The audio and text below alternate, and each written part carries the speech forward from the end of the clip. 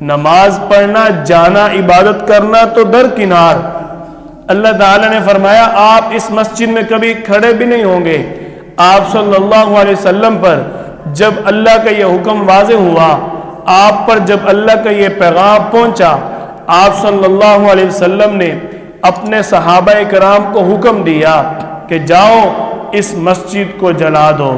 یہ مسجد، اس کا نام مسجد ضرار ہے، یعنی تکلیف پہنچانے والی مسجد۔ آپ صلی اللہ علیہ وسلم کے حکم سے اس مسجد کو جلا دیا گیا۔ یہ مسجد ضرار دشمنان اسلام نے مسلمانوں کی مساجد کے مقابلے میں تعمیر کی تھی۔ جیسا کہ آپ صلی اللہ علیہ وسلم نے اسلام کی سب سے پہلی مسلمانوں کی عبادت گاہ مسجد قباء کی بنیاد رکھی، آپ صلی اللہ علیہ وسلم کو اللہ نے جب مذہبی آزادی عطا فرمائی، آپ صلی اللہ علیہ وسلم نے کام کیا اور پہلے سے بھی زیادہ کیا، بلکہ کام اور تیز کر دیا۔ دیکھو آپ صلی اللہ علیہ وسلم کی نبوت ملنے کے بعد 13 سالہ مکی زندگی کتنی مشکلات اور مصائب میں گزرتی ہے۔